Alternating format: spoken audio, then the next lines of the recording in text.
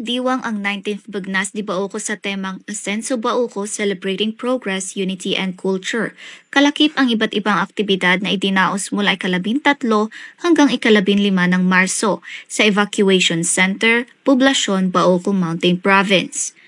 We celebrate Bagnas to ensure customs and traditions are preserved. This is a very good tradition because during this time, we offer our thanksgiving, as I said, to one being. Dumalo ang daan-daang masa sa evacuation center para panoorin ang samot-saring school performances kung saan nagtagisan ng galing sa pagsasayaw ang mga kalahok mula sa iba't ibang paaralan ng munisipalidad na naganap noong ika-14 ng Marso.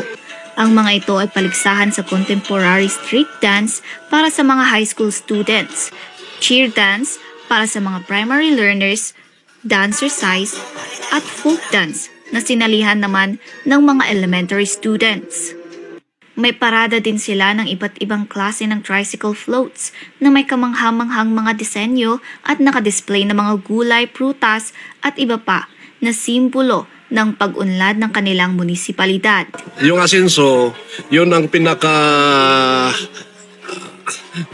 pinaka-highlight ng Bagnas namin kasi yan ang battle cry ng Bauco. Hindi lang word ng Asenso pero ginawa naming program. Yung mga later may sinasabing programa, katulad sa letter A, we are referring to agriculture. In the other following, may tinutumbok na programa. Kabilang ang agro-industrial fair kung saan ibinida ng mga local farmers ang kanilang mga produkto.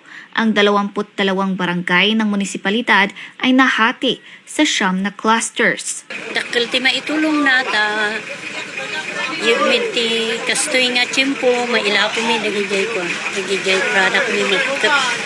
Dakil ti itulong na kadakalumat nga farmers. Ang pagdiriwang na ito ng Bauco Mountain Province ay gunita ng pagkakaisa ng mga tao sa buong munisipalidad. Laika Kapsula para sa Herald Express Balita.